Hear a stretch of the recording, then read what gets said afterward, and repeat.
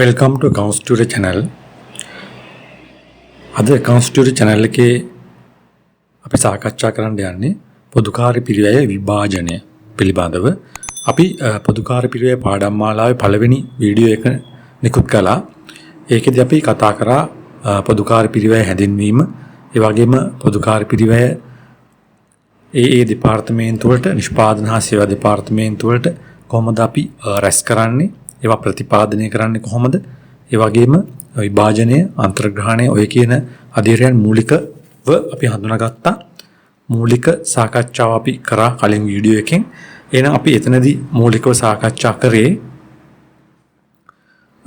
පොදුකාර්ය පිරිවැය හැඳින්වීම සහ පොදුකාර්ය පිරිවැය කියන්නේ මොනවද කියන එක පිළිබඳව අවබෝධ කරගත්තට පස්සේ අපි පොදුකාර්ය පිරිවැය රැස් කිරීම, ඊළඟට පොදුකාර්ය පිරිවැය ප්‍රතිපාදනය, ඊළඟට පොදුකාර්ය පිරිවැය විභාජනය, ඊළඟට පොදුකාර්ය පිරිවැය අන්තර්ග්‍රහණය කියන කරුණු පියවරයන් ගැන අපි සාකච්ඡා කරා වෙන වෙනම සාරාංශගතව. ඒකලා අපි ඊළඟ වීඩියෝ එකේට සාකච්ඡා කරන්න ඉදිරි කරා පොදුකාර්ය පිරිවැය විභාජනය සහ පොදුකාර්ය පිරිවැය අන්තර්ග්‍රහණය කියන කොටස් ටික. එhmenan අද අපි මේ වීඩියෝ එකෙන් කතා කරන්නේ පොදුකාර්ය පිරිවැය විභාජනය කරන්නේ කොහොමද කියන එක සම්බන්ධව. එහෙනම් අපි පාඩම් පටන් ගමු. කොහොමද පොදුකාර්ය පිරිවැය විභාජනය කරන්නේ, මොන මොන පදනම් වලින්ද පොදුකාර්ය පිරිවැය විභාජනය කරන්න කියන එක ගැන අද අපි සාකච්ඡා කරමු.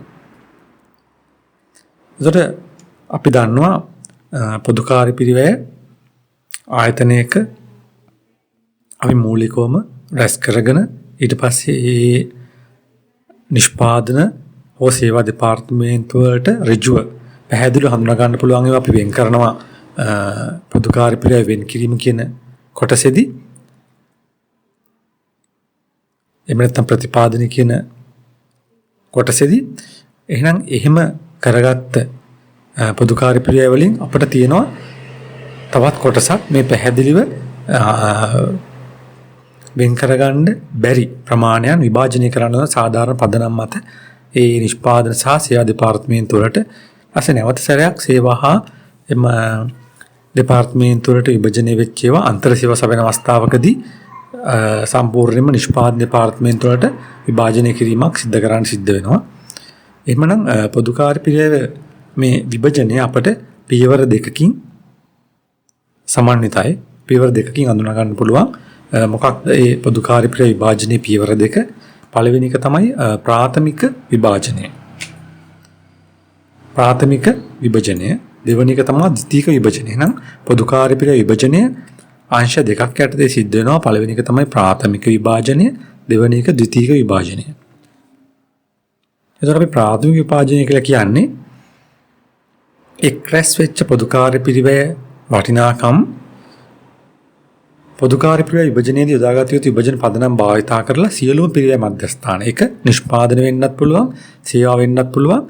ඒ අතර බෙදාහරණයකට අපි කියනවා ප්‍රාථමික විභජනය කියලා. කියන්නේ අපි එකතු කරගත්ත පොදුකාර්ය පිරිවැය පදනම් විභජනයේදී යොදා ගන්න ඕනේ පදනම් භාවිතා කරලා සියලුම පිරිවැය මධ්‍යස්ථාන. එතන සියලුම පිරිවැය මධ්‍යස්ථාන කිව්වහම අදාළ වෙනවා මොනවද? නිෂ්පාදන මධ්‍යස්ථාන සහ සේවා මධ්‍යස්ථාන කියන දෙකම අදාළ වෙනවා මේ සියලුම පිරිවැය මධ්‍යස්ථාන කිව්වහම. හරි, ඒව අතර අපි බෙදනවා. එහෙනම් අපි මේකට කියනවා ප්‍රාථමික විභාජනය කියලා. ඔබ මතක තියාගත යුතු වන්නේ ප්‍රාථමික විභාජනයේදී අපි විභජන පදනම් භාවිතා කරලා සියලු පිරිවැය මධ්‍යස්ථානවලට අදාළ වෙන පොදුකාර්ය පිරිවැයන් බෙදනවා. ඒක නිෂ්පාදන හා සේවා දෙපාර්තමේන්තු වෙන්න පුළුවන්. එමනම් ඕක තමයි පොදුකාර්ය පිරිවැයේ ප්‍රාථමික විභාජනය. මම හිතන්නේ ඒක පැහැදිලි ඇති කියලා. මොකක්ද මේ පොදුකාර්ය පිරිවැය විභාජනය යටතේ ප්‍රාථමික විභාජනය කියන්නේ මොකක්ද කියන එක මම හිතන ඔබට පැහැදිලි ඇති කියලා. එහෙමනම් දෙවැන්න තමයි ද්විතීයික විභාජනය. ද්විතීයික විභාජනය වෙන්නේ ප්‍රාථමික විභාජනයේ අනතුරුව සේවා පිරිවැය මධ්‍යස්ථාන වල එකතු වෙලා තියෙන පොදුකාර්ය පිරිවැය නිෂ්පාදන මධ්‍යස්ථාන අතර බෙදා හැරීමට අපි කියන ද්විතීයික විභාජනය කියලා. එහෙමනම් නිෂ්පාදනාංශ වලට සහාය සපයන සේවාංශ තියෙන්න පුළුවන්. උදාහරණයක් විදිහට ගබඩාව, ඒක නිෂ්පාදනාංශ කිහිපයකට සේවා සපයන වෙන්න පුළුවන්. එතකොට අපි පොදුකාර්ය පිරිවැය ප්‍රාථමික විභාජනයේදී සේවාංශ වලටත් පොදුකාර්ය පිරිවැයක් විභජනය වෙනවා. එහෙනම් සේවාංශ වලට විභජනය වෙච්ච පොදුකාර්ය පිරිවැය අවසාන වශයෙන් අපි නැවතත් නිෂ්පාදන දෙපාර්තමේන්තුව වලට බෙදා දිය යුතු වෙනවා අවසාන වශයෙන්. එහෙනම් මෙන්න මේ බෙදා දීමට අපි කියනවා ද්විතීයික විභාජනය කියලා. ඒ කියන්නේ ප්‍රාථමික විභාජනයෙන් සේවා දෙපාර්තමේන්තුව වලට විභාජනය වෙච්ච පොදුකාර්ය පිරිවැය අපි නැවත සැරයක් ඒ සේවා දෙපාර්තමේන්තුව වලින් නිෂ්පාදන දෙපාර්තමේන්තුවට බෙදලා දෙනවා. අපි මෙන්න මේකට තමයි කියන්නේ ද්විතීයික විභාජනය කියලා. අපිට එතකොට සරලව ඒ විදිහට පැහැදිලි කරන්න පුළුවන් මොකක්ද ද්විතීයික විභාජනය කියන්නේ කියලා. එහෙමනම් පොදුකාර්ය පිරිවැය විභජනය කරන්න ප්‍රධාන කොටස් දෙකක් තියෙනවා. එකක් තමයි අධීර දෙකක් තියෙනවා. පළවෙනි අධීර තමයි පොදුකාර්ය පිරිවැය ප්‍රාථමික විභාජනය. දෙවැන්න තමයි පොදුකාර්ය පිරිවැය ද්විතීයික විභාජනය. එහෙනම් අපි දැන් පොදුකාර්ය පිරිවැය ප්‍රාථමික විභාජනය කියන්නේ මොකක්ද සහ පොදුකාර්ය පිරිවැය ද්විතීයික විභාජනය කියන්නේ මොකක්ද කියන එක ගැන අදහසක් ගත්තා. එහෙනම් අපි බලමු පොදුකාර්ය පිරිවැය විභාජනය ගැන උදාහරණයක් අරගෙන ඒ උදාහරණය ඇසුරින් කොහොමද ප්‍රායෝගිකව පොදුකාර්ය පිරිවැය වටිනාකමක් ඒ දෙපාර්තමේන්තු නිෂ්පාදන හා සේවා දෙපාර්තමේන්තුව විභජනය කරන ආකාරය බලමු. එතකොට අපි උදාහරණය අපි අරන් තියෙනවා සීමිත කුමාර සමාගමේ 2020 මාර්තු මාසයේ සඳහා පොදුකාර්ය පිළිබඳ විස්තරයක් තමයි අපිට දෙන්නේ. 2020 පොදුකාර්ය පිරිවැය විස්තරයක් අපිට දෙනවා. එතන හඳුනාගෙන දෙන පොදුකාර්ය පිරිවැය තියෙනවා කම්හල් ගෙවල් කුලි, සේවක රක්ෂණ, වායු සමනය, උපකරණ ෂය, විදුලි ගාස්තු කියන පොදුකාර්ය පිරිවැය මේගොල්ලෝ හඳුනාගෙන තියෙනවා. ඒකේ වටිනාකම් අපිට එහා පැත්තෙන් දීලා තියෙනවා. ගෙවල් කුලි 40000කුත් 2000කුත්, සේවක රක්ෂණය 36000කුත්, වායු සමනය 8600ක් වශයෙන් උත්, උපකරණ ක්ෂය 5500ක් විදිහටත්, විදුලි ගාස්තු 2800ක් විදිහට අපිට දෙනවා. එහෙනම් මේ පොදුකාර්ය පිරිවැයන්නේ පොදුවේ දරු පොදුකාර්ය පිරිවැයන අපිට කියනවා ආයතනයේ නිෂ්පාදන දෙපාර්තමේන්තුව සේවා දෙපාර්තමේන්තුව අතර බෙදන්න කියලා. ඒතර මේ කුමාරගේ සමාගමේ නිෂ්පාදන දෙපාර්තමේන්තු දෙකක් තියෙනවා A හා B කියලා. ඒ වගේම සේවා දෙපාර්තමේන්තු දෙකක් තියෙනවා C හා D කියලා. එහෙනම් මේ හඳුනාගත්ත පොදුකාර්ය පිරිවැයන් මොකද කරන්න ඕනේ? පිළිගත් පදනම් අනුව හඳුනාගෙන මෙන්න මේ දෙපාර්තමේන්තු ඒ කියන්නේ නිෂ්පාදන දෙපාර්තමේන්තු හා සේවා දෙපාර්තමේන්තු අතර බෙදිය යුතු වෙනවා. අපි පොදුව කියන්න පුළුවන් අපිට පිරිවැය මධ්‍යස්ථාන අතර බෙදිය යුතු වෙනවා. එහෙමනම් අපි මේ පොදුකාර්ය පිරිවැයන් නිෂ්පාදන දෙපාර්තමේන්තු හා සේවා දෙපාර්තමේන්තු එම නැත්නම් පිරිවැය මධ්‍යස්ථාන අතර බෙදන්න අපිට යොදා ගන්න පුළුවන් පදනම් අපි මෙතන මේ වගුවේ අපිට දෙනවා. මොනවද? අපිට දෙන නිෂ්පාදන දෙපාර්තමේන්තුවේ බිම් ප්‍රමාණය දෙනවා වර්ග මීටර වලින්. එතකොට නිෂ්පාදන දෙපාර්තමේන්තුව A වර්ග මීටර 1200ක් තියෙනවා. B 1500යි, C 900යි,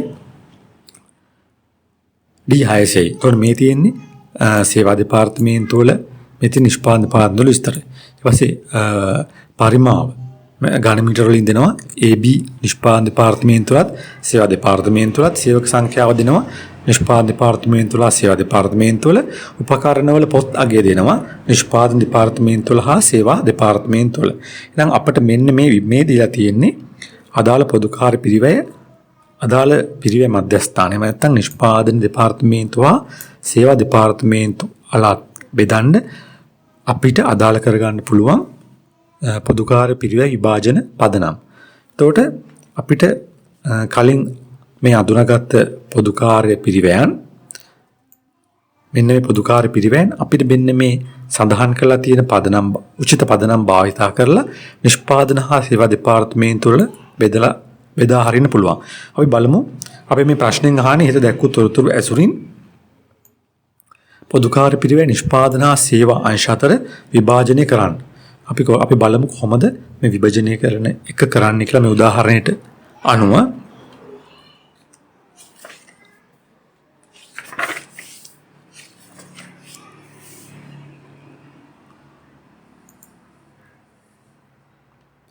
එහෙනම් අපේ උදාහරණේ පළවෙනි පොදුකාර්ය පිරිවැය වටිනාකම වෙන්නේ කම්හල් ගෙවල් කුලි. කම්හල් ගෙවල් කුලි තියෙනවා රුපියල් 42000. එහෙනම් මේ කම්හල් ගෙවල් කුලි රුපියල් 42000 නිෂ්පාදන දෙපාර්තමේන්තු සහ සේවා දෙපාර්තමේන්තු අතර බෙදන්නේ මොන පදනමෙන්ද? එහෙනම් අපිට කම්හල් ගෙවල් කුලිය බෙදන්න පුළුවන්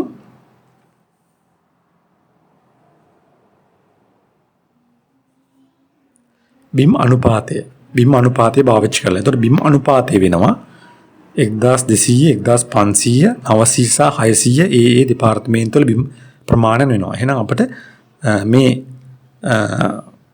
42000 කියන වටිනාකම අපිට බෙදා හරින්න පුළුවන්. 42000 කියන වටිනාකම අපිට බෙදා හරින්න පුළුවන් බිම් පදනම මත. ඒ කියන්නේ ගෙවල් කුලි බෙදන්න පුළුවන් බිම් පදනම මත. නැත්නම් බිම් ප්‍රමාණය මත.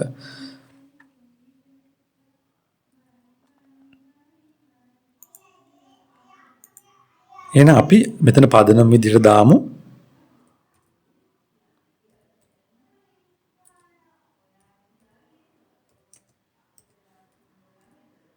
බිම් ප්‍රමාණය අපේ පදනම වෙනවා. එතකොට අපි බෙදන්න ඕනේ පොදු කාර්යපිරේ වටිනාකම 42000යි. හරි 42000යි. එතකොට මෙතනදී අපිට දීලා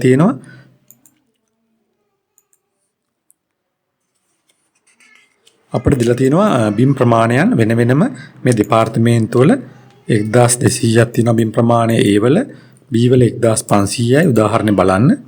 C වල තියෙනවා බිම් ප්‍රමාණය 900ක් ඒ සේවා දෙපාර්තමේන්තුවේ.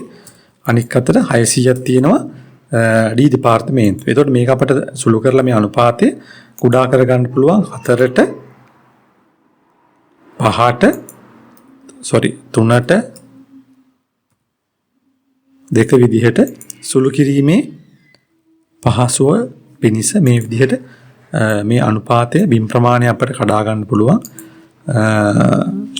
මේ වගේ සුළු කරලා කුඩා කරගන්න පුළුවන්. ඒ අනුව අපි මේ සමස්ත බිම් ප්‍රමාණය තියෙනවා කීයක්ද?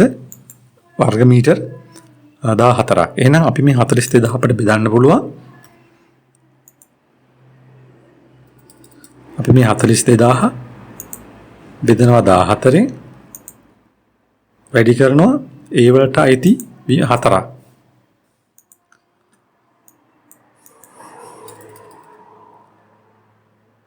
අපි 42000 බෙදනවා 14න් වැඩි කරනවා 4න්.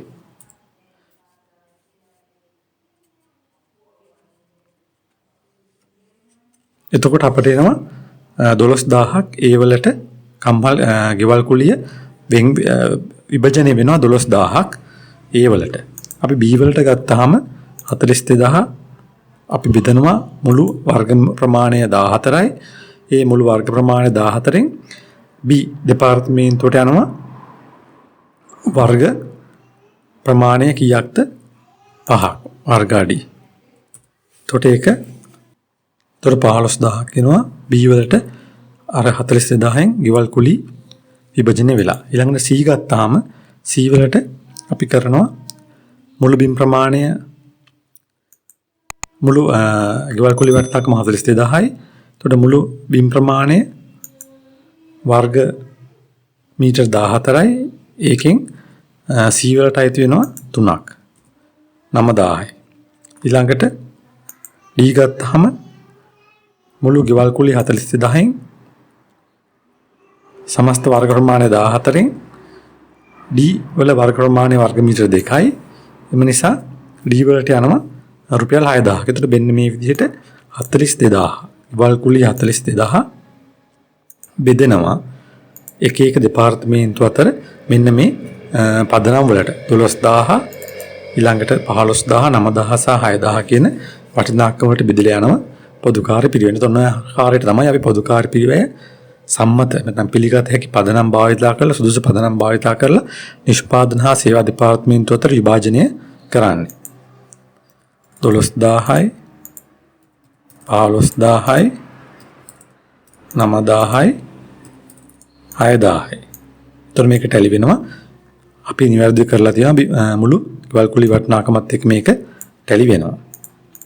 එහෙනම් අපි ගෙවල් කුලිය බෙදුවා බිම් පදනමට.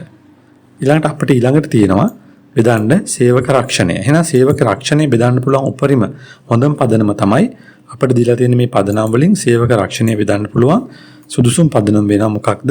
සේවක සංඛ්‍යාව. එතකොට සේවක සංඛ්‍යාව A වල 60කුත් B වල 60කුත් C වල 30කුත් D වල 30කුත් විදිහට තමයි මේ ආයතනයේ සේවක පිරිස තියෙන්නේ. එහෙනම් අපි සේවක රක්ෂණය බෙදනවා ඔන්න ඔය විදිහට තමයි සේවක පිරිස තියෙන්නේ. ඒ නිසා අපි සේවක රක්ෂණය බෙදනවා සේවක සංඛ්‍යාව පදනම් කරගෙන. එතකොට සේවක රක්ෂණය වටිනාකම තියෙනවා.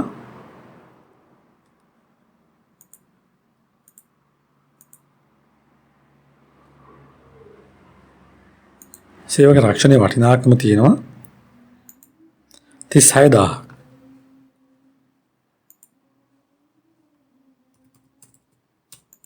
තුන 36000 අපිට බෙදන්න පුළුවන් සමාජ සේවක සංඛ්‍යාව අනුව. તો සමාජ සේවකයෝ ආයතන ඉන්නවා 180ක්. එhmenan මේ 36000 කියන පොදුකාරී පිරිවේ ප්‍රමාණය නැත්නම් 36000 කියන සේවක රක්ෂණය අපි බෙදනවා මුළු සේවක සංඛ්‍යාව 180ෙන් වැඩි කරලා ඒකෙන් 60ක් ඉන්නවා නිෂ්පාදන ඒ දෙපාර්තමේන්තුවේ. එහෙනම් රක්ෂණයෙන් 12000ක් අයිති වෙනවා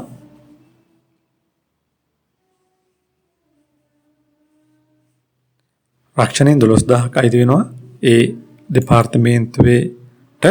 ඊළඟට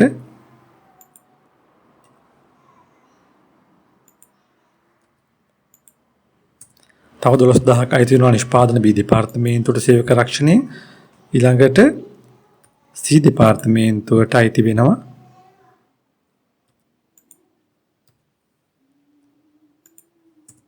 රුපියල් 6000ක්. සේවා දෙපාර්තමේන්තු D වලට සේවක රක්ෂණයෙන් අයිති වෙනවා 6000ක්. ඔන්න ආකාරව තමයි සේවක රක්ෂණය කියන පොදුකාරී පිරිවේ 36000 විභජනය වෙලා යන්නේ නිෂ්පාදන හා සේවා දෙපාර්තමේන්තු අතර සේවක සංඛ්‍යාව පදනම් කරගෙන ඒ දෙපාර්තමේන්තු වල වැඩ කරන. ඊළඟට අපිට තියෙනවා වායු සමනය. වායු සමනය කියන පොදුකාරී පිරිවේ වටිනාකම තියෙනවා වායු සමනය 8600. එහෙනම් මේ වායු සමනය 8600 බෙදන්න අපිට පාවිච්චි කරන්න පුළුවන් සාධාරණ පදනම තමයි පරිමාව. ඒක තියෙන ඝන මීටර වලින් අපිට පරිමාව පාවිච්චි කරලා බෙදන්න පුළුවන් මේ ආයතනයේ වායු සමීකරණ වියදම. ඒතර වායු සමීකරණ වියදම විදිහට තියෙනවා රුපියල් 8600. එහෙනම් පරිමාව තමයි මේකේ විභජන පදනම වෙන්නේ. හරි. ඒතර 6600යි මේ පොදුකාරී පිරිවේ වායු සමනය කිරීම වෙනුවෙන් ගිහිලා තියෙන 8600යි. එහෙනම් මේකේ අපිට පරිමාව දෙනවා කොහොමද? 6000 12000 4800 සහ 3000 විදිහට තමයි පරිමාව දෙන්නේ. A වල 6000යි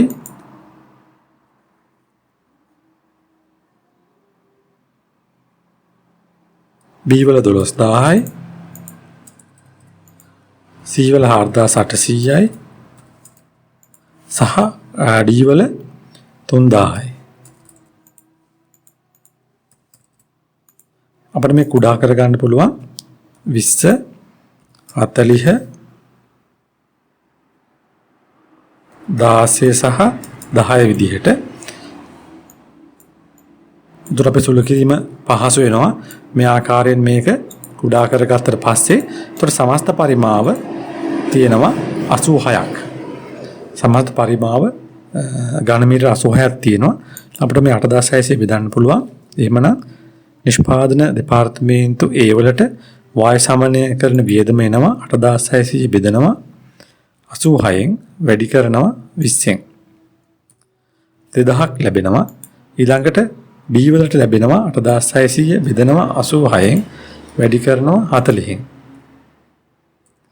ඊළඟට C වලට වායු සමීකරණ වියදම ලැබෙනවා 86000න් 8600න් 8600 බෙදනවා 86න් වැඩි කරනවා 16න්. ඊළඟට D වල වායු සමීකරණ පොදුකාරී පිරිවැය වෙනවා මුළු වායු සමීකරණ වෙනුවෙන් දරුව පොදුකාරී පිරිවැය 8600 බෙදනවා 86න් වැඩි කරනවා 10න්.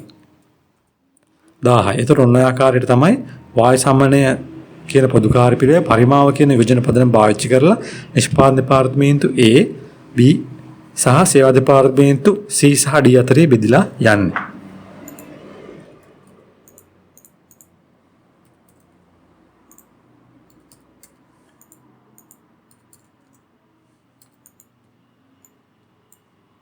ඊළඟට තව අපිට බෙදන්න පොදු කාර්ය පිරිවෙයි අයිතම දෙකක් තියෙනවා. ඒ තමයි උපකරණ ෂෙයයි විදුලි ගාස්තුයි.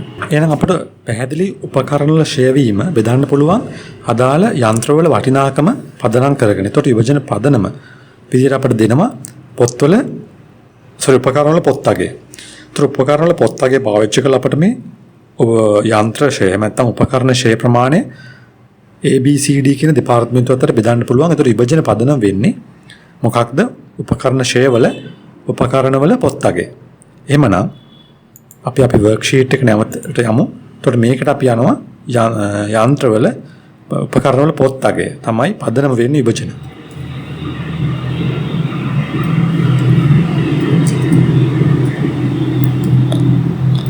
හරි. එහෙමනම් ෂෙය වීම ප්‍රමාණය කීයද? පොදු කාර්ය පිරිවෙයි ෂෙය වීම ප්‍රමාණය තියෙනවා 5500ක්. මේ 5500 තමයි අපි බෙදන්න වෙන්නේ ABCD කියන නිෂ්පාදන නැත්නම් පිරිය මධ්‍යස්ථාන අතර. එhmenan අපි පොත් අගය අරගමු. පොත් අගය තියෙනවා 40000ක්, ඊළඟට 30000ක්, ඊළඟට 20000ක්, ඊළඟට 20000ක්. ඔය විදිහට පොත් අගය තියෙනවා. අපිට මේ කුඩා කර ගන්න පුළුවන් 4ට 3ට 2ට 2 කියලා අපේ ගණනය කිරීමේ පහසුවට. ඊට පස්සේ අපිට 5500 අර කලින් විදිහට බෙදන්න පුළුවන් ඒ දෙපාර්තමේන්තු වල අතරේ පොත් අගය පදනම් කරගෙන. එතකොට 5000 අපි ඊට කලින් ගමු සමස්ත එකතුව. හරි. ඊළඟට අපි මේ 5500 ඒ වලට ගන්න 5500 බෙදනවා 11න් වැඩි කරනවා 4න්.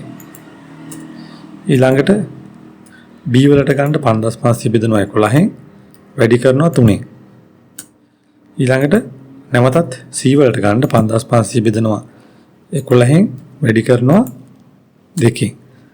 ඊළඟට D වලට ගන්න 5500 බෙදනවා 11න් වැඩි කරනවා 2න්. ඔන්න ඔය ආකාරයට අපිට පුළුවන් උපකරණ ෂෙය වීමුත් විභජනය කරන්න. 2000ක් එනවා A වලට, 1500ක් එනවා B වලට, D වලට එනවා C වලට 1000ක්, D වලටත් එනවා 1000ක්. ඒතකොට තමයි අපිට ඉතුරුලා තියෙන්නේ එකයි.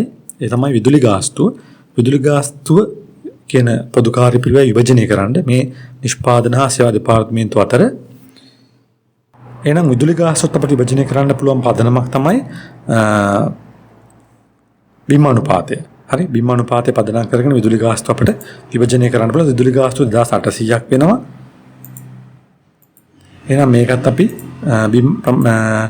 බිම් ප්‍රමාණය මත එහෙම නැත්නම් ඔය බිම් ප්‍රමාණය මත අපි බිම් අනුපාතය මත බෙදනවා විදුලි ගාස්තුව. එතකොට අපේ විදුලි ගාස්තුව විදිහට දෙන පොදු කාර්ය පිරිවෙයි ප්‍රමාණය එකතුව 2800. මේ 2800 තමයි අපි ABCD අතර බෙදන්න ඕන. එහෙමනම් බිම් ප්‍රමාණය ගැන අපිට කලිනුත් දුන්නා. බිම් ප්‍රමාණය වෙනවා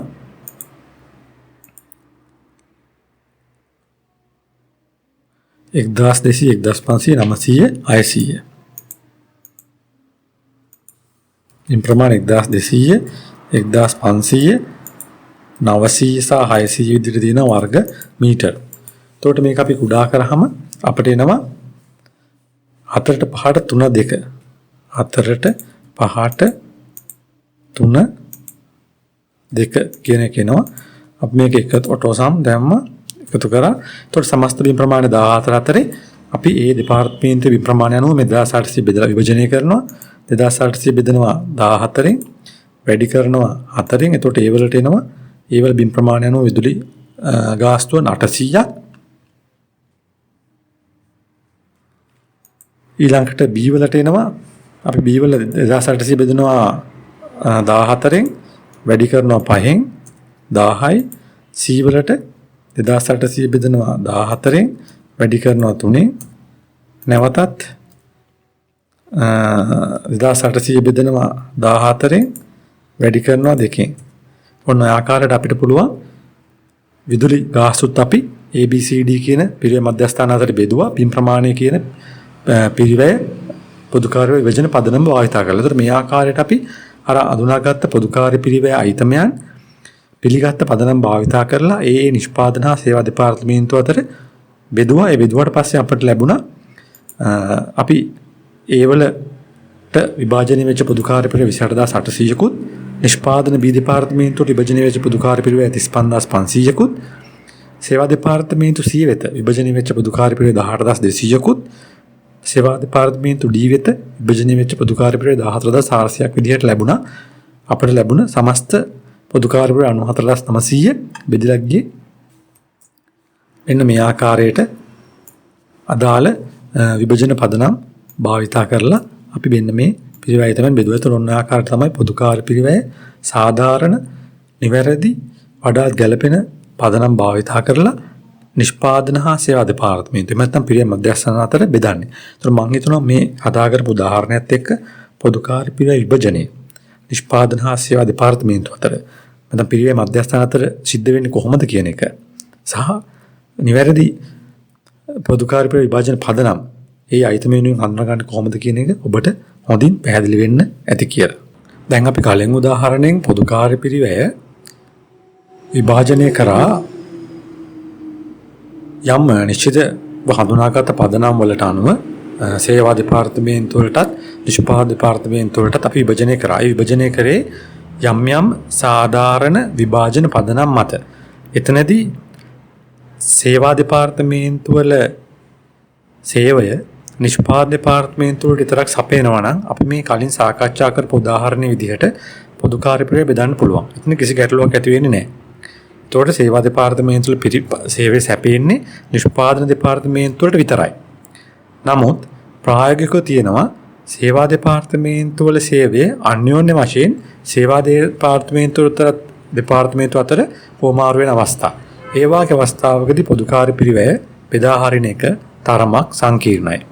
හේතුව එක සේවා දෙපාර්තමේන්තුවක පොදු කාර්ය පිරිවෙය අන්‍යෝන්‍ය සේවා සපය ගන්න නිසා අනෙක් සේවා දෙපාර්තමේන්තුවටත් යම් ප්‍රමාණයක් විභජනය වෙනවා. ඒතකොට ඒ විභජනය වෙච්ච ප්‍රමාණය නැවත අනෙක් ඒ විභජනය කලින් විභජනය කරපු සේවා දෙපාර්තමේන්තුවට නැවත සැරයක් බෙදන්න අවශ්‍ය වෙනවා. ඔන්න ඔය ආකාරයට අන්‍යෝන්‍ය වශයෙන් සේවා සපයන සේවා පිරිවෙයි මධ්‍යස්ථාන තියෙන වෙලාවක පොදු කාර්ය පිරිවෙයි විභජනය කරන්න අපට වෙනමම ක්‍රමවේදයක් අනුගමනය කරන්න වෙනවා. ඒ නිසා අපි ඊළඟට සලකා බලන්නේ මේ අන්‍යෝන්‍ය වශයෙන් සේවා දෙපාර්තමේන්තුවල සේවය සැපේනකොට නිෂ්පාදන දෙපාර්තමේන්තුවල සේවය සපයන අතරතුරේ කොහොමද මේ පොදු කාර්ය පිරිවෙයි විභජනය කරන්න කියලා. එතකොට මේ රූප සටහනින් පැහැදිලි වෙන්නේ මේ මම කියපු කරුණමයි. එතන සේවා දෙපාර්තමේන්තු දෙකක් තියෙනවා. මේ සේවා දෙපාර්තමේන්තු දෙක අන්‍යෝන්‍ය වශයෙන් සේවා සපය ගන්නවා. මේ ඊතලෙන් දැක්වෙන්නේ ඒ අන්‍යෝන්‍ය වශයෙන් සේවා සපය ගන්න අවස්ථාවක්. ඒ අතරතුරේ ඒගොල්ලෝ නිෂ්පාදන මධ්‍යස්ථාන වලට සේවය සපයනවා. එහෙමනම් මේකේ පොදු කාර්ය පිරිවෙයි විභජනය වෙනකොට මේ නිෂ්පාදන දෙපාර්තමේන්තුවට වගේම මේ සේවා දෙපාර්තමේන්තුවටත් පොදු කාර්ය පිරිවෙයි ප්‍රමාණය විභජනය වෙනවා අනෙක් සේවා දෙපාර්තමේන්තුවෙන්. ඒතර වෙන මේ අවස්ථාවක කොහොමද පොදු කාර්ය පිරිවෙයි විභජනය කරන්නේ මේ සේවා දෙපාර්තමේන්තුවල අතර පොදු කාර්ය පිරිවෙයි කොහොමද නිෂ්පාදන අංශ වලට විභජනය කරන්නේ අවසාන වශයෙන් කියන එක තමයි අපි දැන් සාකච්ඡා කරන්නේ. ඒතර එතනදී අන්තර් සේවා සපයන සේවා පිරිවෙයි මධ්‍යස්ථාන තියෙන වෙලාවක නිෂ්පාදන පිරිවෙයි මධ්‍යස්ථාන අතර පිරිවෙයි බෙදන්න අපිට අනුගමනය කරන්න පුළුවන් ක්‍රම තුනක් තියෙනවා. ඒ තමයි අඛණ්ඩ විභාජන ක්‍රමය, ඉවත් කිරීමේ ක්‍රමය සහ වීජීය ක්‍රමය. මේ ක්‍රම තුනම අපි වෙන වෙනම ඉගෙන ගමු. එතකොට මේ ක්‍රම තුන යටතේ අපි බලමු උදාහරණයකුත් එක්ක සාකච්ඡා කරමු කොහොමද අඛණ්ඩ විභාජන ක්‍රමය මත මේ අන්තර් සේවා සපයන සේවා පිරිවෙයි මධ්‍යස්ථාන තියෙන වෙලාවක ඒ පොදු කාර්ය පිරිවෙයි නිෂ්පාදන මධ්‍යස්ථාන වලට විභජනය කරන්න කියලා. එතකොට අඛණ්ඩ විභාජන ක්‍රමයේදී මෙතන දීලා තියෙනවා සේවා දෙපාර්තමේන්තු දෙකක් තියෙනවා A හා B කියලා. නිෂ්පාදන දෙපාර්තමේන්තු දෙකක් තියෙනවා C හා D වශයෙන්. එතකොට මූලිකව විභාජනය කරපු පොදු කාර්ය පිරිවෙයි ප්‍රමාණයක් තියෙනවා මේ නිෂ්පාදන හා සේවා දෙපාර්තමේන්තු වල මෙන්න මේ ආකාරයට. ඊට පස්සේ අපිට පේනවා සේවා දෙපාර්තමේන්තුවත් 50000 සහ 60000 විදිහට මූලික විභාජනෙන් ලැබුණු පොදු කාර්ය පිරිවෙයින් වටිනාකම් දෙකක් තියෙනවා. එතකොට මේ දෙක අතරත් අන්‍යෝන්‍ය සේවාවන් සපයා ගන්නවා. ඒතකොට මේක අපි කොහොමද බලමු නිෂ්පාදන දෙපාර්තමේන්තුව අතර මේ සේවා දෙපාර්තමේන්තුව වල පිරිවෙයි බෙදන්නේ අඛණ්ඩ විභාජන ක්‍රමයට. ඊපස්සේ එකඟ වෙච්ච විභාජන අනුපාත අපට දෙනවා.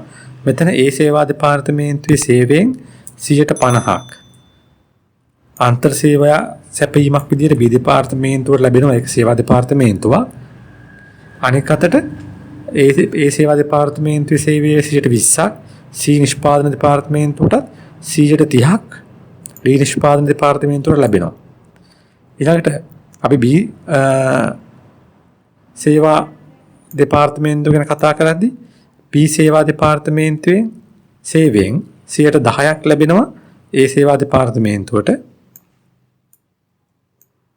අනෙක් අතට නිෂ්පාදන දෙපාර්තමේන්තුවට වලින් C වලට 40%කුත් D වලට 50%කුත් සේවය සැලසෙනවා ඒ සේවා දෙපාර්තමේන්තුව මගින්. එතකොට මේ එකඟ වෙච්ච අනුපාත අනුව අපිට පෙනී යනවා වැඩි අන්තර් සේවාවක් සපයන්නේ ඒ සේවා දෙපාර්තමේන්තුව මගින්. ඒ නිසා අපි ඉස්සෙල්ලාම විභජනය කරන්න පටන් ගන්න ඒ සේවා දෙපාර්තමේන්තුවේ පොදුකාර්ය පිරිවැය. මොකද වැඩි අන්තර් සේවාවක් සපයන්නේ ඒ සේවා දෙපාර්තමේන්තුව නිසා අපි විභජනය දෙනින් පටන් ගන්නවා. හරි, එහෙනම් අපිට තියෙන්නේ අපි සාකච්ඡා කරමු කොහොමද අඛණ්ඩ බෙදීමේ ක්‍රමය යටතේ ආන්තර සේවා සපයන සේවා මධ්‍යස්ථාන තියෙන වෙලාවක ඒ පොදුකාර්ය පිරිවැය නිෂ්පාදන දෙපාර්තමේන්තුවට විභජනය කරන්න කියලා. ඒතර මෙතන මේ සේවා දෙපාර්තමේන්තු විදිහට තියෙන A සහ B දෙපාර්තමේන්තු අන්තර් සේවා සපය ගන්නවා.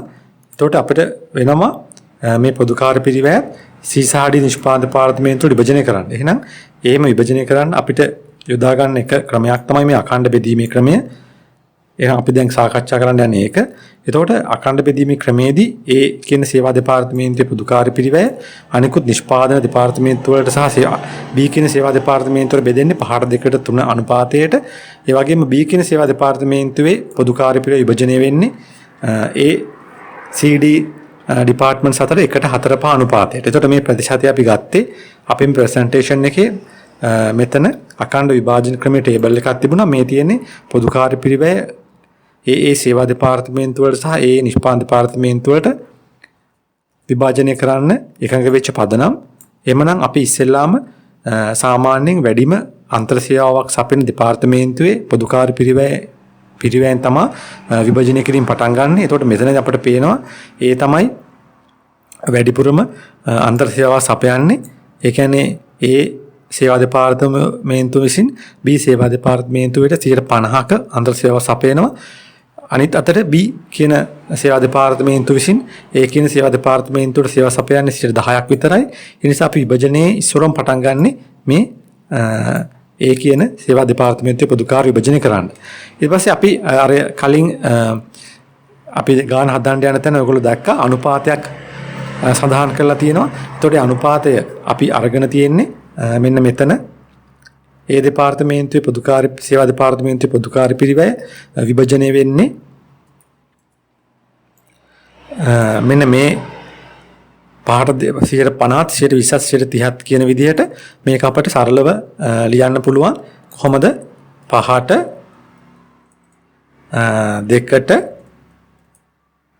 3 විදිහට. ඒතර අවසානයේ මේක එකතු වෙනවා 10ක්. ඒ වගේම අපිට මේ තියෙන්නේ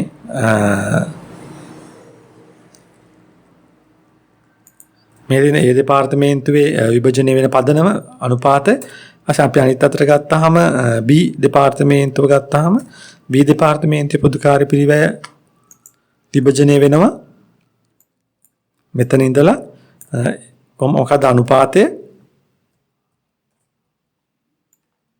B දෙපාර්තමේන්තුවේ පොදුකාර්ය පිරිවැයට විභජනය වෙන අනුපාතය වෙනවා 1ට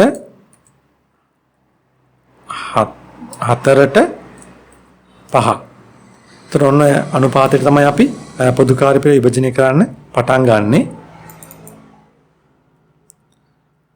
එහෙනම් අපි ඉස්සෙල්ලාම වැඩිම අන්තර් සේවා සපයන සේවා දෙපාර්තමේන්තුව වන ඒගේ පොදුකාර්ය පිරිවැය විභජනය කරන්න පටන් ගමු. එතන ඒකේ විභජනය කරන්න තියෙනවා මූලික පොදුකාර්ය පිරිවැය යටතේ විභජනය අන්තර කියන්නේ වෙන් වෙච්ච ප්‍රමාණයක් කීයක්ද 50000ක් තියෙනවා. 50000 අපි මොකද කරන්න ඕනේ?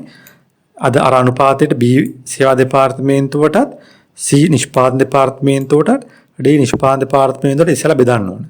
එහෙනම් අපිට බෙදන්න තියෙන වටිනාකම තමයි 50000. එහෙනම් අපි 50000 බෙදමු මේ ඩිපාර්ට්මන්ට්ස් අතරේ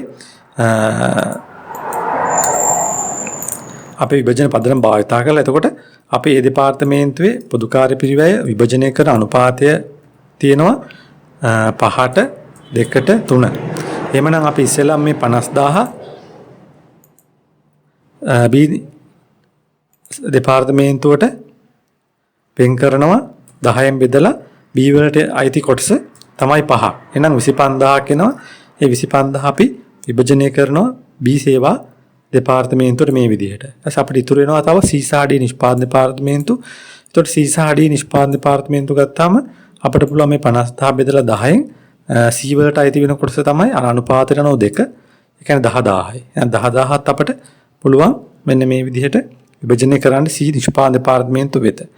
අනික් අතට අපිට තියෙනවා ඉතුරු ශේෂය විභජනය කරන්න පුළුවන් කෙලින්ම D නිෂ්පාදන දෙපාර්තමේන්තුවේ ඒක අපි අනුපාතය ගත්තොත් සමානයි 50000 බෙදනවා 10න් වැඩි කරනවා ඒකට හිමි කොටස 3යි. එහෙනම් 15000ක් අපිට ලැබෙනවා.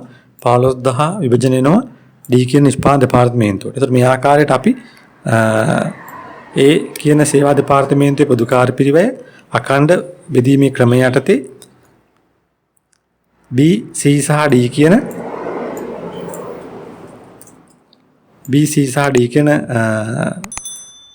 දෙපාර්තමේන්තුව අතර මේ විදිහට බෙදුවා. ඒ බෙදුවට පස්සේ අපට අවසානයේ වටිනාකම ලැබෙනවා. ඒ විභජනයෙන් පස්සේ B C සහ D දෙපාර්තමේන්තු වල විභජනය වෙච්ච පොදු කාර්ය පිරිවැය අගයන්. ඊළඟට අපට පුළුවන් B දෙපාර්තමේන්තුවේ විභජනය කරන එකඟ වෙච්ච ප්‍රතිශතය අනුපාතය අනුව ඒ B දෙපාර්තමේන්තුවේ B සේවා දෙපාර්තමේන්තුවේ පොදු කාර්ය පිරිවැය විභජනය කරන්න. එහෙනම් අපිට 85000ක් විභජනය කරන්න තියෙනවා A වලටත් C වලටත් D වලටත්. ඒකට ඒකත් අපිට අර විදිහටම කරන්න පුළුවන්. කොහොමද අපිට විභජනය කරන්න තියෙන ප්‍රමාණය වෙන්නේ කීයක්ද? 85000. එහෙමනම් අපි ඒක සමානයි 85000 බෙදනවා මෙතන එකතු වෙන්නේ 10යි. එහෙනම් A වලට අයිති වෙනවා 1ක්. 8500ක් වෙනවා. මේ 8500 තමයි අපි දෙවන විභාජනය යටතේ B සේවා දෙපාර්තමේන්තුවෙන් ඒ සේවා දෙපාර්තමේන්තුව ලැබෙන්නේ. අනික් අතට අපිට තියෙනවා C සහ D නිෂ්පාදන දෙපාර්තමේන්තුවටත් පොදු කාර්ය පිරිවැය විභජනය කරන්න. ඒකෙත් අපි 85000 බෙදනවා කීයද 10න් වැඩි කරනවා C වලට අයිති කොටස 4යි. එහෙනම් 34000යි. ඒ 34000 මොකද කරන්නේ? මෙන්න මෙහෙම විභජනය වෙනවා. මෙතන අපි විභජන පත්‍රිකාවේ මෙතෙන්ට එනවා ඒ 34000 C වලට අයිති ප්‍රමාණය. අනෙක් අතට D නිෂ්පාදන දෙපාර්තමේන්තුවට විභජනය වෙනවා 85000 බෙදනවා නැවතත් 10න්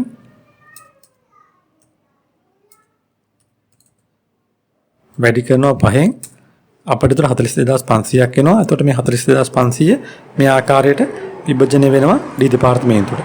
එතකොට සම්පූර්ණයෙන්ම B දෙපාර්තමේන්තුවේ 85000ක් වෙච්ච පොදු කාර්ය පිරිවැය විභජනය වෙලා තියෙනවා. ඔයගොල්ලන්ට පේනවා ඒ සේවා දෙපාර්තමේන්තුවට 8500කුත් C නිෂ්පාදන දෙපාර්තමේන්තුවට 34000කුත් D නිෂ්පාදන දෙපාර්තමේන්තුව 42500කුත් විදිහට. ඒත් අවසානයේ දෙපාර්තමේන්තුවේ පොදු කාර්ය පිරිවැය ලැබෙනවා. ඒ ඔක්කොම එකතු වුණාට පස්සේ මෙන්න මේ වටිනාකම. ඒත් මේ ආකාරයට අපි නැවත නැවතත් මාරුවට මේ දෙපාර්තමේන්තු වල පොදු කාර්ය විභාජනය කරගෙන ගියාට පස්සේ අවසානයේදී මොකද වෙන්නේ? මේ සේවා දෙපාර්තමේන්තු වල පොදු කාර්ය පිරිවැය ශූන්‍ය වෙලා ඒ සියලුම පොදු කාර්ය පිරිවැයන් නිෂ්පාදන දෙපාර්තමේන්තු වලට විභජනය වුණාට පස්සේ අපිට මුළු පොදු කාර්ය විභජන වෙච්ච මුළු පොදු කාර්ය පිරිවැය නිෂ්පාදන දෙපාර්තමේන්තුවට ලැබෙනවා මේ විදිහට. ඒතකොට C දෙපාර්තමේන්තුවේ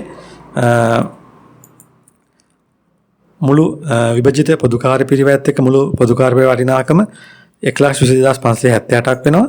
අනික් අතට D දෙපාර්තමේන්තුවේ මුළු පොදු කාර්ය පිරිවැය කීයක්ද වෙනවා? 140423ක්. ඒතර මෙන්න මේ ආකාරයට තමයි අපි ආන්තර සේවා සපයන අවස්ථාවකදී අඛණ්ඩ බෙදීමේ ක්‍රමය පාවිච්චි කරලා ඒ ආන්තර සේවා සපයන පොදු කාර්ය පිරිවැය ආන්තර සේවා සපයන සේවා දෙපාර්තමේන්තුවල පොදු කාර්ය පිරිවැය නිෂ්පාදන දෙපාර්තමේන්තුවට අන්තර්ග්‍රහණය කරන්නේ අඛණ්ඩ බෙදීමේ ක්‍රමයට. මම හිතනවා මේක ඔයගලන්ට පැහැදිලි ඇති කියලා. අපි එහෙනම් ඊළඟට අනිත් ක්‍රම දෙකක් සාකච්ඡා කරමු. හරි, එහෙමනම් අපි ඊළඟට සාකච්ඡා කරන්න යන්නේ දෙවෙනි ක්‍රමය, ඉවත් කිරීමේ ක්‍රමය. ඒතකොට ඉවත් කිරීමේ ක්‍රමයේදී වෙන්නේ අපි ඉස්සෙල්ලාම අපි තෝරා ගන්න සේවා දෙපාර්තමේන්තුවක පොදු කාර්ය පිරිවැය ඒ සේවා දෙපාර්තමේන්තුවේ පොදු කාර්ය පිරිවැය අනිකුත් දෙපාර්තමේන්තුවට විභජනය කරලා ඒ දෙපාර්තමේන්තුව ඉවත් කරනවා. ඊට පස්සේ නොසලකා හරිනවා. ඊට පස්සේ ඒකෙන් එකතු වෙච්ච පිරිවැයත් එක්ක අනිත් සේවා දෙපාර්තමේන්තුව බෙදනවා අදාළ පොදු කාර්ය අනුපාත අනුව. ඒතර මෙන්න මේක තමයි අපේ ගන්න උදාහරණය මේ වත් කිරීමේ ක්‍රමය සාකච්ඡා කරන්න. මෙතනක් තියෙනවා සේවා දෙපාර්තමේන්තු දෙකක් තියෙනවා A හා B කියලා. ඊළඟට නිෂ්පාදන දෙපාර්තමේන්තු තුනක් තියෙනවා X Y Z කියලා. මේ වගේ මූලිකව විභජනය වෙච්ච පොදු කාර්ය පිරිවෙ අපිට තියෙනවා මෙන්න මේ විදිහට. ඊළඟට එකඟ වෙච්ච පොදු කාර්ය පිරිවෙ විභජනය කරන ප්‍රතිශතයන් අපිට දෙනවා සේවා දෙපාර්තමේන්තු දෙකේ මේ ආකාරයට අපිට දෙනවා.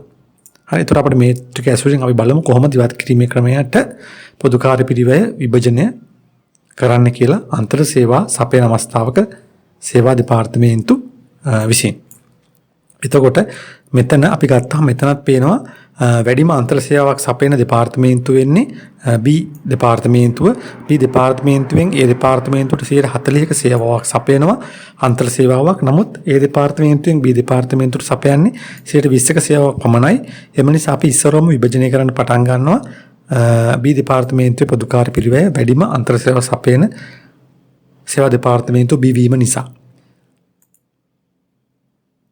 ඒතර මෙතනදී ඉවත් කිරීමේ ක්‍රමයේදීත් අපි මේ වගේ ෆෝමැට් එකක් නැත්නම් ආකෘතියක් හදා ගන්නවා. ඒ ආකෘතිය මෙතන අපේ තියෙනවා සේවා දෙපාර්තමේන්තු ටික. මෙතන තියෙනවා අපේ නිෂ්පාදන දෙපාර්තමේන්තු. ඊළඟට මූලිකව විභජනය වෙච්ච මූලිකව වෙන් කෙරිච්ච පොදු කාර්ය පිරිවෙය ටික අපි ඉස්සෙල්ලා මෙතෙන්ට දා ගන්නවා. ඒකල අපි වැඩිම අන්තර් සේවා සපයන දෙපාර්තමේන්තුව වෙන්නේ B දෙපාර්තමේන්තුව. එම නිසා B දෙපාර්තමේන්තුවේ පොදු කාර්ය පිරිවෙය අපි ඉස්සෙල්ලා විභජනය කරන්න පටන් ගන්නවා. එහෙනම් B දෙපාර්තමේන්තුවේ පොදු කාර්ය පිරිවෙය තියෙනවා 3000ක්. ඒ 3000 අපි අර කලින් සඳහන් කරපු අනුපාත වලට Aටත් ඊළඟට X සහ Y Z අතර බෙදලා දෙනවා.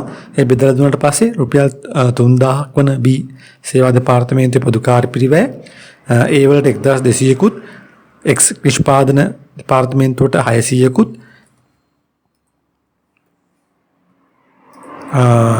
Y නිෂ්පාදන දෙපාර්තමේන්තුවට 600කුත් විදිහට බෙදලා යනවා. අවසාන වශයෙන් මුළු විභජිත පොදු කාර්ය පිරිවෙය මෙන්න මේ විදිහට ලැබෙනවා 3540ක්. A වලටත් X වලට 8600කුත් Y වලට 7600කුත් ඊළඟට Z වලට 5600ක් විදිහට ඊළඟට අපි ඊළඟ විභජනයේදී මේ ඉවත් කිරීමේ ක්‍රමයේදී B දෙපාර්තමේන්තුවට පොදු කාර්ය පිරිවෙය විභජනය කරන්නේ නැහැ. එතකොට පළවෙනි විභජනයෙන් පස්සේ මොකද වෙන්නේ? B දෙපාර්තමේන්තුව ඉවත් වෙනවා. නැවත අපට විභජනය කරන්න තියෙන ඒ සේවා දෙපාර්තමේන්තුව. ඒකට ඒ සේවා දෙපාර්තමේන්තුවේ විභජනය කරන්න ඕනේ මුළු පොදු කාර්ය පිරිවෙය 3540යි. අපි කරන්නේ මෙතනදී B දෙපාර්තමේන්තුව සලකා හැරලා මේ 3540 ඉතිරි නිෂ්පාදන දෙපාර්තමේන්තුවට මේ ආකාරයට බෙදලා දානවා. ඒ බෙදුවාට පස්සේ අපට අවසාන වශයෙන් ලැබෙනවා සේවා දෙපාර්තමේන්තුවල පොදු කාර්ය පිරිවෙය විභජනය වෙලා ඒවා ශූන්‍ය වෙනවා. එතකොට XYZ දෙපාර්තමේන්තුවල මුළු විභජිත පොදු කාර්ය පිරිවෙය වෙන වශයෙන් ගන්න පුළුවන් මෙන්න මේ විදිහට. එතකොට ওই විදිහට තමයි අපි ඉවත් කිරීමේ ක්‍රමය භාවිතා කරලා අන්තර් සේවා සපයන අවස්ථාවක සේවා දෙපාර්තමේන්තුවල පොදු කාර්ය පිරිවෙය නිෂ්පාදන දෙපාර්තමේන්තුවට වෙන් කරන්නේ.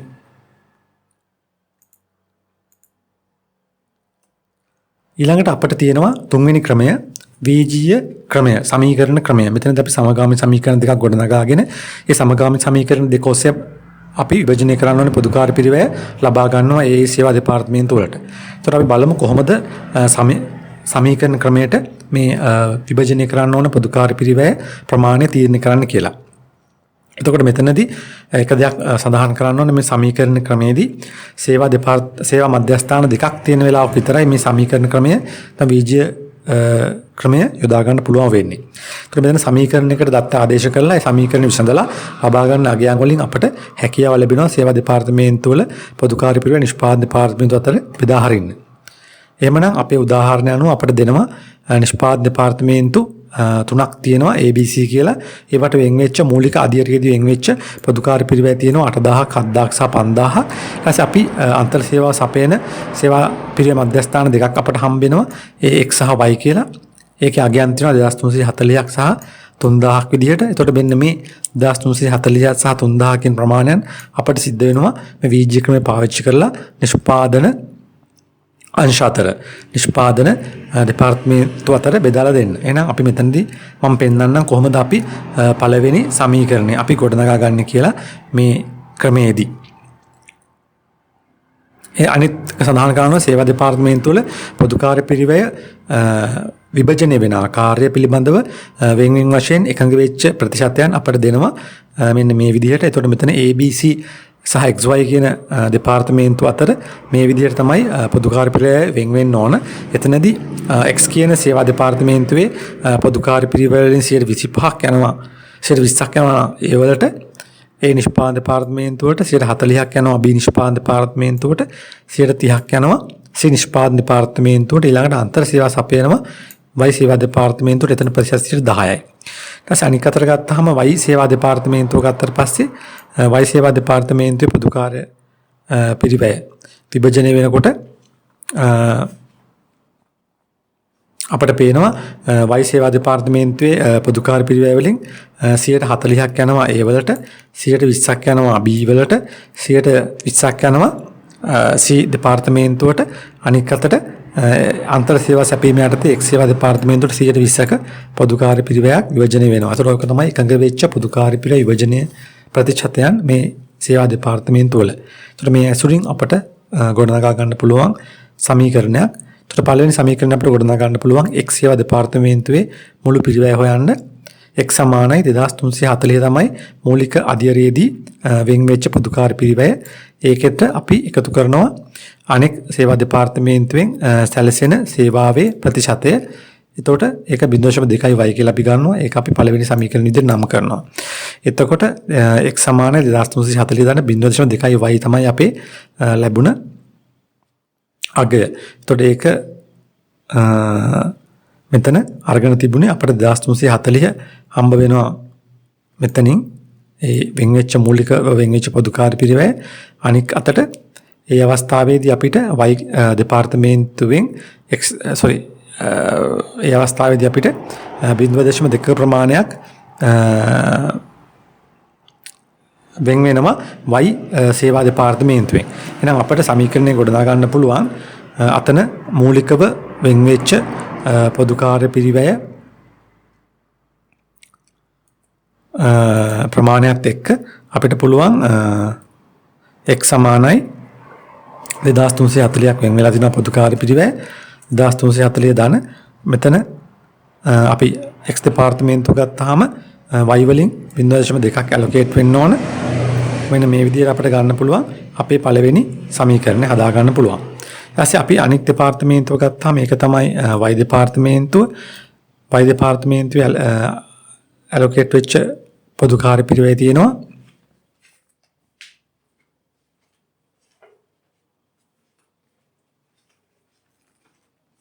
3000ක් තියෙනවා. එතකොට අපිට ඒ 3000 මෙහෙම දාන්න පුළුවන් 3000 එකතු කිරීම 0.1යි x කියලා ගන්න පුළුවන්. ඒ තමයි x දෙපාර්තමේන්තුවෙන් y දෙපාර්තමේන්තුවට සැලසෙන සේවාවේ අනුපාතය. එතකොට මේක අපිට දෙවෙනි සමීකරණය කියලා නම් කරන්න පුළුවන්. ඔය ආකාරයෙන් අපිට සමීකරණ දෙක ගොඩනගා ගන්න පුළුවන්. එතකොට මේ සමීකරණ දෙක විසඳනකොට අපිට දශම ඉවත් කරගන්න එකම ගානකින් 10න් අපි වැඩි කරලා තියෙනවා. වැඩි කරාට පස්සේ මෙන්න මේ සමීකරණය අපිට ලැබෙනවා. දශම ඉවත් කරන්න 10න් වැඩි කරාට පස්සේ. ඊට පස්සේ මේකේ අපිට මේ සමීකරණේ ලකුණු සමාන ලකුණ දෙපැත්තට සමජාතීය පද ගත්තට පස්සේ අපිට සමීකරණය මෙන්න මේ විදිහට ලියා ගන්න පුළුවන්. අවසාන වශයෙන් මේ සමීකරණය විසඳුවාට පස්සේ අපිට ලැබෙනවා x වලට x කියන සේවා දෙපාර්තමේන්තුවේ විභජනය වෙන්න ඕන පොදු කාර්ය පිරිවැය 3000ක් ලෙසත් y කියන සේවා දෙපාර්තමේන්තුවේ විභජනය වෙන්න ඕන පොදු කාර්ය පිරිවැය 3300ක් විදිහට ලැබෙනවා. මේක සරල සමගාමී සමීකරණයක්. මම හිතනවා මේක විසඳීම සම්බන්ධයෙන් ගැටලු නැහැ. සමගාමී සමීකරණ පිළිබඳ ඔබේ දැනුම පොඩ්ඩක් අලුත් කරගන්න. මේක හදන්නකොට ඔබට අමතක නම් ඊට පස්සේ අපිට x වලට ලැබෙනවා 3000කුත් y කියන සේවා දෙපාර්තමේන්තුව 3300ක් ලැබෙනවා.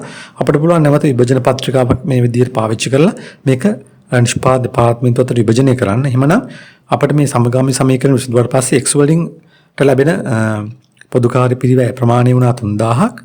ඒ ලැබුණ 3000 අපි අර දුන්න අනුපාතවලට ඒ කියන්නේ 3000න් 10%ක් 300ක් y වලට 3000න් 20ක් 600ක් ඒ නිෂ්පාදන දෙපාර්තමේන්තුවට 3000න් 40ක් b 1200ක් b නිෂ්පාදන දෙපාර්තමේන්තුවට සහ 3130ක් රුපියල් 900ක් සී නිෂ්පාදන දෙපාර්තමේන්තුව විදිහට allocate වුණා. ඊට පස්සේ අපට වයි නිෂ්පාදන දෙපාර්තමේන්තුවට ලැබුණා සමගාමී සමීකරණ විසඳීමෙන් පොදු කාර්ය පිරිවැය 3300ක්. එතකොට ඒ ලැබුණ 3300 අපි මොකද කරන්නේ? ඒ දුන්න අනුපාතය අනුව 3300ට 20ක් X කියන දෙපාර්තමේන්තුවටත් ඊළඟට 3300න් 140ක් ඒ නිෂ්පාදන දෙපාර්තමේන්තුවටත් 3300ට 20ක් B නිෂ්පාදන දෙපාර්තමේන්තුවට සහ අවසාන වශයෙන් 3320ක් C නිෂ්පාදන දෙපාර්තමේන්තුවට විභජනය වුණා. ඒ විභජන වුණාට පස්සේ ඔබට පේනවා මේ සුළු කිරීම කරාට පස්සේ X සහ Y නිෂ්පාදන දෙපාර්තමේන්තුවල පොදු කාර්ය පිරිවැයන් ශූන්‍ය අගයන් බවට පත් වෙනවා. ඒ පත් වුණාට පස්සේ අපට ලැබෙනවා නිෂ්පාදන දෙපාර්තමේන්තුවලට වෙන් වෙච්ච පොදු කාර්ය පිරිවැය ප්‍රමාණයන් මෙන්න මේ විදිහට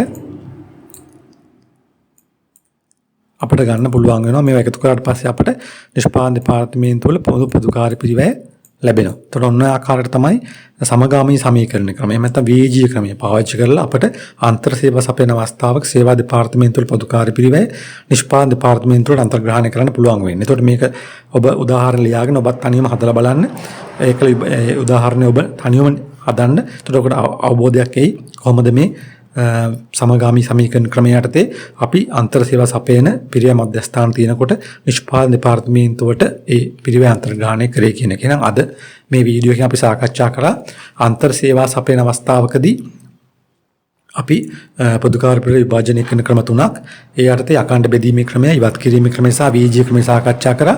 එතකොට ඒ වගේ මුලින් අපි සාකච්ඡා කරා විභජන සාධාරණ විභජන පදනම් භාවිතා කරලා නිශ්චිතව හඳුනා ගන්න පුළුවන් අවස්ථාවකදී, ඒ කියන්නේ අන්තර් සේවා සපයන්නේ නැති අවස්ථාවකදී සේවා දෙපාර්තමේන්තුවල පොදු කාර්ය පිරිවැය කොහොමද නිෂ්පාදන දෙපාර්තමේන්තුවට බෙදන්නේ ගැළපෙන නැත්නම් සුදුසු විභජන පදනම් භාවිතා කරලා කියලා. එහෙනම් අපේ ඊළඟ පාඩම වෙන්නේ පොදු කාර්ය පිරිවැය සම්බන්ධයෙන් අවසාන කොටස පොදු කාර්ය පිරිවැය අන්තර්ග්‍රහණය.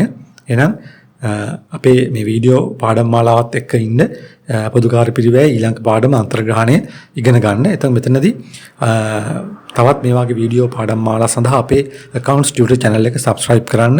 ඒ වගේම ඔයගොල්ලන්ගේ යාළුවෝ අතරේ මේ channel එක share කරන්න.